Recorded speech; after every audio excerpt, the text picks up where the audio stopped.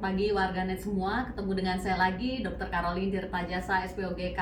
Hari ini kita akan bincang sedikit tentang hidrosalping ya. Apakah hidrosalping itu? Kita lihat dulu gambarnya ya.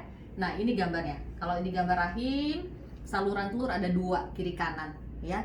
Hidrosalping ini adalah istilah untuk kondisi pembengkakan saluran telur. Jadi melendung seperti ini nih ya.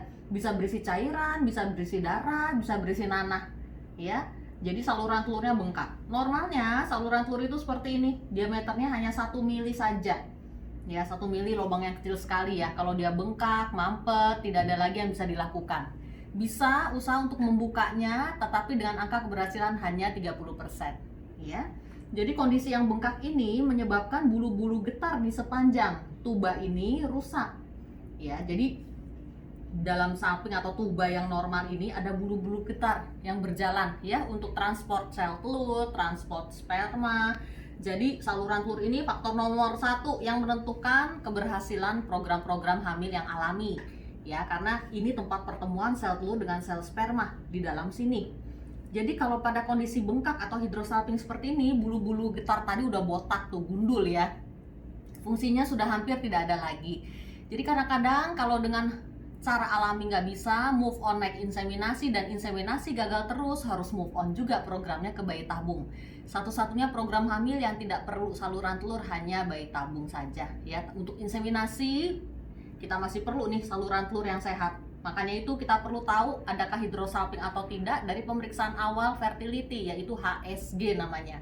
HSG atau hysterosalpingografi. Jadi dimasukkan zat kontras dari sini, kemudian di ronsen ya, dilihat apakah zat kontrasnya spill out keluar atau tidak dari saluran telur ini ya.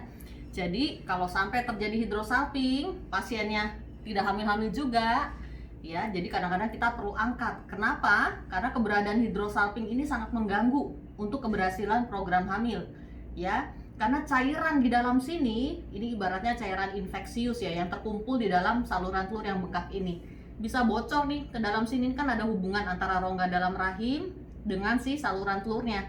Jadi cairan dari sini mengalir ke dalam sini, ke dalam dinding dalam rahim. Dan seperti kita ketahui, rongga dinding dalam rahim ini adalah tempat tertanamnya si embrio atau calon janin ya. Jadi ibarat si benih itu mau tertanam di sini, tapi dapat bocoran cairan yang kotor terus nih dari si hidrosalpingnya. Jadi kadang-kadang hidrosalping kalau seorang tersebut mau mulai program bayi tabung harus diangkat dulu untuk mempertinggi angka keberhasilan bayi tabungnya. Sekian, terima kasih.